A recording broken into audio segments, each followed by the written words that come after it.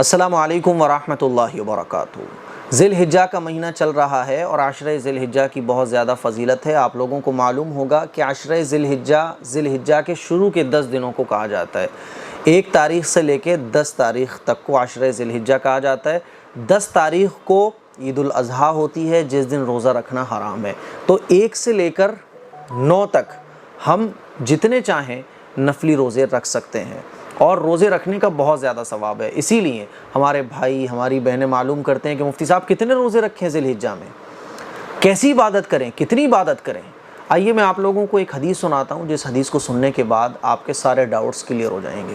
رسول اللہ صلی اللہ علیہ وسلم نے ارشاد فرمایا کہ عشرہ ذی الحجہ میں 1 دن کے روزے رکھنے کا ثواب 1 سال کے روزوں کے برابر ہے، اور 1 رات میں عبادت کرنے کا ثواب شب قدر میں عبادت کرنے کے برابر ہے۔ اللہ اکبر، اتنا بڑا ثواب ہے، اتنا بڑا ثواب ہے۔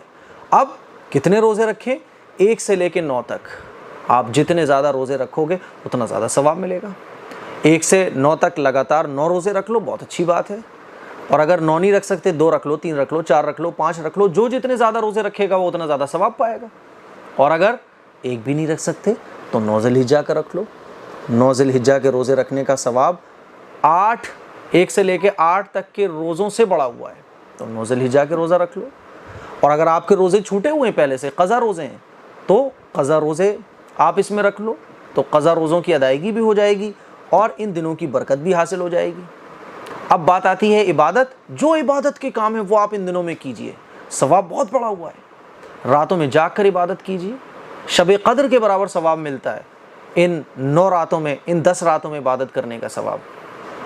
کیا عبادت کریں؟ جو عبادت کے کام آپ کو کرنے میں مزہ آ رہا ہو، قرآن پڑھنے میں، نماز پڑھنے میں، دعا مانگنے میں، ذکر و اذکار کرنے میں، تسبیح پڑھنے میں، کلمہ پڑھنے میں، درود شریف پڑھنے میں، جس میں آپ کو زیادہ مزہ آ رہا ہو۔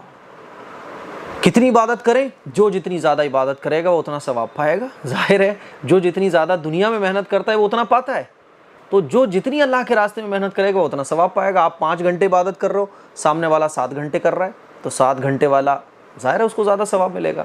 تو پوری رات کو عبادت کر سکتا ہو بھائی، خوب کریے، آپ شوق سے کیجئے۔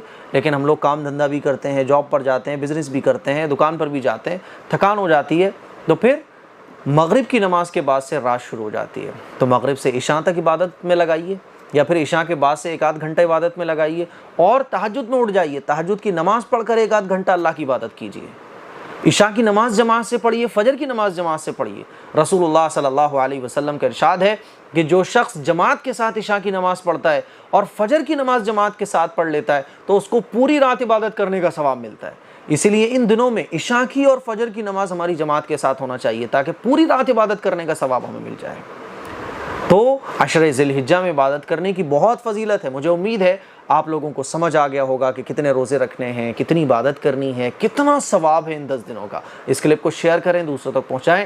السلام علیکم ورحمۃ اللہ وبرکاتہ۔